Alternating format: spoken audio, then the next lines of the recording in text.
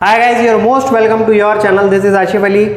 आज chapter goodwill के question number 12 को करने वाले हैं, क्योंकि 11 तक हमने ऑलमोस्ट कंप्लीट कर लिया। और बच्चों, मैंने आपको पहले भी बोला है, किसी भी क्वेश्चन में, किसी भी कॉन्सेप्ट में कहीं पर भी आपको डाउट आता है तो आप मेरे को कमेंट सेक्शन में मेंशन करके बता सकते हो, मैं उसे सॉल्व करा दूंगा। तो चलिए फिर क्वेश्चन को रीड करते हैं। मैंने क्वेश्चन स्क्रीन पर भी शो करा दिया है, आप वहाँ से देखते रहिएगा और क्वेश्चन मैं यहाँ पर पॉइंट टू पॉइंट रीड करके बोर्ड पर लिखता रहूँगा।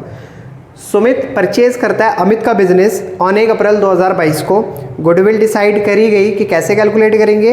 Valued at 2 year purchase. तो नंबर ऑफ ईयर परचेज कितने हैं बच्चों यहाँ पर 2। तो जैसे मैंने आपको पहले भी बताया है कि जैसे ही नंबर ऑफ ईयर परचेज की बात आती है, आप उसको सबसे पहले लिख लिया करो, जिससे बाद में आपको गुडविल कैलकुलेट करने में कोई प्रॉब्लम ना हो। फिर उसके बाद क्वेश्चन में बोला है of average normal profit of last 4 year. पिछले 4 साल के इन्होंने हमें प्रॉफिट दिए हैं, तो उसके हिसाब से हम इसमें गुडविल कैलकुलेट करने वाले हैं। Profit for the last 4 year 19, 20, 21, 22 आप देख सकते हैं स्क्रीन पर भी और अपनी किताब में भी। 80,000, 1,45,000, 1,60,000 और 2 लाख, ये कुछ प्रॉफिट गिवन है पिछले 4 साल के। Book of the account revealed at. अब ये देखो, एडजस्टमेंट पढ़ने से पहले मैंने आपको पहले भी बताया, एक फॉर्मेट होता है, पहले मैं उसे बना लेता हूँ, उसमें सारे प्रॉफिट लिख देंगे और जो भी प्लस माइनस करने वाली चीज़ें होंगी उसमें हम साथ साथ करते हुए चलेंगे। तो आइए चलिए शुरू करते हैं। तो सबसे पहले मैं फॉर्मेट बना लेता हूँ। फॉर्मेट कुछ इस टाइप का है हमारा। ये 4 साल का प्रॉफिट है, तो मेरे को 4 कॉलम बनाने पड़ेंगे। 1 2 3, 1 2 3 और एक छोटा सा और बना लेते हैं साइड में।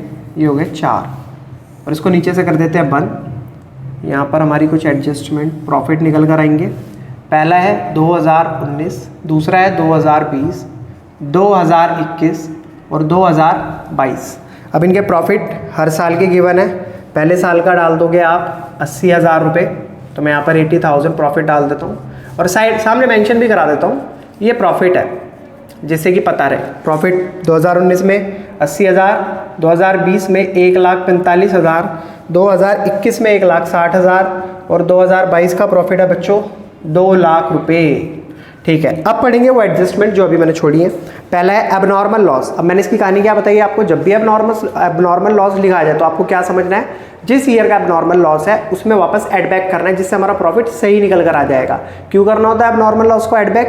क्योंकि हमारा प्रॉफिट सही आ सके। अब लॉस हर साल थोड़ी होता है, एबनॉर्मल लॉस है, हो गया, ठीक है, कोई बात नहीं। तो वो हमारे प्रॉफिट में से लॉस का जो पार्ट है जो हम माइनस करके यहाँ दिखा देते हैं, वो हमें नहीं करना, वो वापस ऐड बैक कर देना है, क्योंकि हर साल नहीं होने वाला लॉस है। तो 20,000 रुपये का है debit to P&L account for the year 31 March 2019। 2019 में ऐसा लॉस हुआ था, तो मैं पहले इसको लिखूंगा एब नॉर्मल लॉस। सिर्फ 2019 में हुआ कितने रुपए का? 20,000 रुपये का। तो मुझे इसे क्या करना पड़ेगा, वापस से add back. Next second point आप देख सकते हो, एक फिक्स एसेट थी जिसको बेचा गया 2020 में और उसको बेचने पर प्रॉफिट भी हुआ 25,000 रुपये का और वो हमने क्रेडिट कर दिया P&L अकाउंट में। अब ये फिक्स एसेट हर साल थोड़ी बेची जाएगी, जिस साल बेची उस साल हमें प्रॉफिट हो गया, हो सकता है अगले साल हम कोई फिक्स एसेट ना बेचें तो हमें प्रॉफिट भी नहीं होगा। तो इसलिए हमें जितने भी एबनॉर्मल प्रॉफिट होते हैं उनको क्या करना पड़ता है, लेस करना पड़ता है। तो एबनॉर्मल प्रॉफिट को मुझे 2020 में प्रॉफिट हुआ है ना, तो इसमें से मैं इसको माइनस कर दूंगा, -25,000 रुपीज़। ठीक है। नेक्स्ट, इन द ईयर 31 मार्च 2021 में एक एसेट थी जिसको इंश्योर्ड नहीं कराया गया बट कराना था, तो उसका insurance premium was not paid. उन्होंने इंश्योरेंस प्रीमियम दिया ही नहीं, तो ये तो एक खर्चा था और वो खर्चा आप जब तक पे नहीं करोगे तो एग्जैक्ट प्रॉफिट कैसे बता सकते हो। तो खर्चा कितने का था, वो 15,000 रुपये का। अब जब उस टाइम पर नहीं करा तो अब हमें यहाँ पर क्या करना पड़ेगा, गुडविल कैलकुलेट करते समय उस ईयर में से उस प्रॉफिट को निकालना पड़ेगा। तो ये है हमारे 2021 की बात। और 15,000 रुपये का इंश्योरेंस प्रीमियम के नाम से ही मैं यहाँ पर दिखाऊंगा, इंश्योरेंस प्रीमियम 15,000 रुपये सन 2021 में।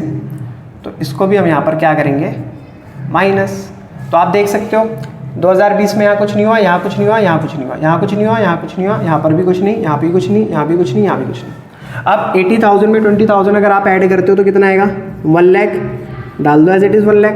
1,45,000 में से अगर 25,000 माइनस करेंगे भी तो क्या जाएगा, 1,20,000 रुपये। 1,60,000 में से 15,000 महीने करेंगे तो 1,45,000 बचेंगे और लास्ट वाला हमारा 2 लाख रुपए का प्रॉफिट एज इट इज़ रहने वाला है। अब बच्चों जब आपने बिल्कुल एग्जैक्ट नॉर्मल प्रॉफिट सारे कैलकुलेट कर लिए, तो मैंने आपको एवरेज प्रॉफिट भी कैलकुलेट करना बताया, क्योंकि हम तो यहाँ पर क्या कैलकुलेट करने आए हैं, गुडविल। तो एवरेज प्रॉफिट के लिए हमें क्या करना पड़ता है, जितना भी हमारा नॉर्मल प्रॉफिट है सबको ऐड कर दो। जैसे 1 lakh plus 1,20,000 plus 1,45,000 plus 2 lakh, ये सॉरी 4 लग रहा है 2, ठीक है। और इनको सबको नंबर ऑफ ईयर 1 2 3 4 कितने, 4 साल का प्रॉफिट है, 4 से डिवाइड करेंगे तो देखो कितना आ रहा है टोटल करके, 2 लाख, 1 लाख 3 लाख और एक 4 लाख, 4,20,000, 5,20,000, 5,65,000, तो 5,65,000 रुपीज़। डिवाइड किससे करना पड़ेगा, 4 से। अब ज़रा आप इसको डिवाइड करके बताओ, आप भी अपनी कॉपी में करो, मैं भी यहाँ पर कर दूँ।